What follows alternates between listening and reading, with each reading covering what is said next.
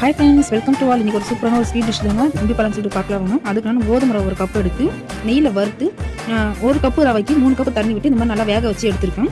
அதுக்கப்புறம் வெந்ததுக்கு அப்புறமா நீங்கள் குக்கர்லேயும் போட்டுடலாம், இல்லை குண்டாலையும் வச்சுக்கலாம். வேக வச்சு எடுத்துக்கோங்க. வெந்ததுக்கப்புறமா அதோட 1 கப்பு ரவைக்கு 3 கப்பு வெல்லம் போட்டிங்கன்னா சூப்பராக இருக்கும். நான் வந்து நாட்டு சக்கரை தான் சேர்த்துருக்கேன். உங்களுக்கு ஸ்வீட் அதிகமாக இருக்கும்போது நீங்கள் கம்மி பண்ணிக்கலாம். போட்டுட்டு நல்லா கிண்டி விட்டுருங்க. வெல்லம் நல்லா கரைஞ்சி வந்ததுக்கப்புறமா ஏலக்காயும் இந்த தேங்காய் பாலும் விட்டுருங்க. தேங்காய் பால் வந்து முதல் தேங்காய் பால், 2 தேங்காய் பால், அது தேங்காய் பால் திக்கான தேங்காய் பாலாக இருக்கும். அதை விட்டு நல்லா அந்த மாதிரி கைவிடாது நல்லா கலரிடுங்க. எந்த ஸ்வீட் டிஷ் செஞ்சாலும் ஒரு பிஞ்ச் உப்பு போடணும். ஸோ அப்போ தான் உங்கள் ஸ்வீட் வந்து உங்களுக்கு நல்லா எடுத்து கொடுக்கும். அதில் ஒரு பிஞ்ச் உப்பு சேர்த்து நல்லா மிக்ஸ் பண்ணி கலரி விடுங்க.